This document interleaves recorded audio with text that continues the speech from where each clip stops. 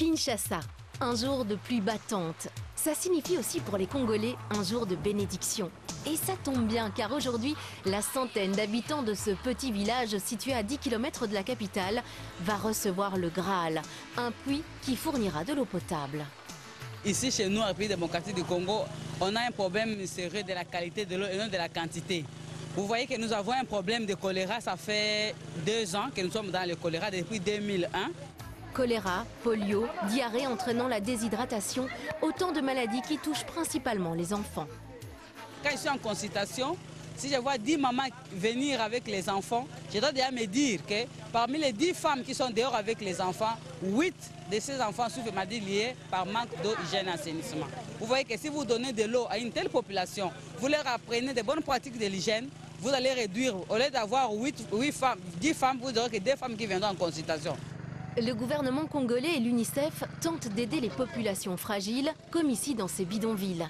Il s'agit de donner un accès à l'eau potable et ainsi de supprimer la corvée de l'eau, véritable frein à la scolarisation. Dans les villages qui n'ont pas encore l'eau potable, les femmes et les enfants continuent à venir chercher de l'eau ici, à la source, sur des chemins escarpés et impraticables. Sous 35 degrés, les femmes portent parfois jusqu'à 25 litres d'eau sur leur tête. Et on estime les besoins d'un ménage à 200 litres par jour.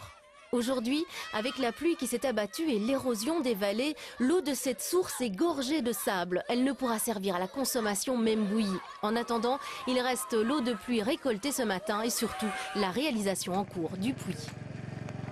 Là, on est déjà à 16 mètres de profondeur. Et déjà, nous sommes dans la nappe.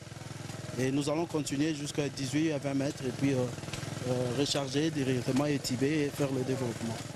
Depuis la veille, les hommes creusent infatigablement. La technique est manuelle, mais pourquoi une méthode aussi laborieuse? Avec cette technique, nous avons la possibilité d'équiper les villages les plus enclavés et le matériel peut être fabriqué localement par nos foreurs ici. Au lieu d'importer donc du matériel mécanisé qu'on ne trouve pas ici, qu'il faut importer à grands frais. Avantage donc, le coût, 5 forages pour le prix d'un seul mécanisé. La rapidité aussi, un puits est creusé en moins de 24 heures, d'où la multiplication des points d'eau pour les villages qui en ont le plus besoin, ceux qui ont un taux élevé de maladies diarrhéiques. Ici, à Limété, c'est le nom du village, il existe déjà un autre puits. Le chef fait le tour du propriétaire. Latrine, station de lavage des mains. Il y a un petit clou ici, on tire le clou. Autant d'installations obligatoires qui vont de pair avec le forage du puits. Ça, c'est le premier forage. Le deuxième, celui qu'on est en train de creuser.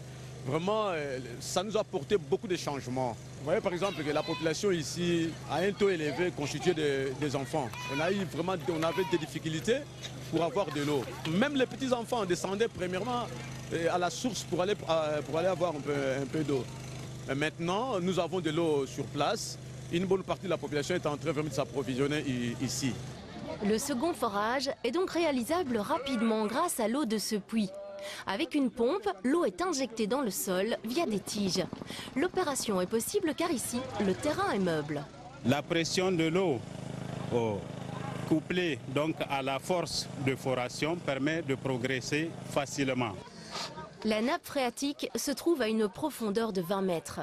Du gravier, associé à un tuyau filtrant, permettront de purger toutes les impuretés. Le travail est sur le point d'être achevé, sous les yeux du propriétaire des lieux. Il nous explique en lingala combien c'est important pour lui qui a connu des difficultés de céder gratuitement sa parcelle et il nous invite chez lui. Célestin nous présente ces 2 femmes. Il a 16 enfants.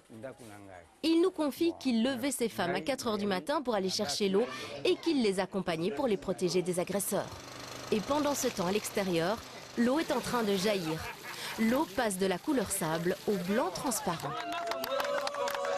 Quand on voit de l'eau qui est claire, on ne peut pas dire que cette eau-là est propre à la consommation. Donc quand on aura fini le forage, il y a des laboratoires qui sont agréés, qui passent, qui prélèvent les échantillons pour analyser les eaux.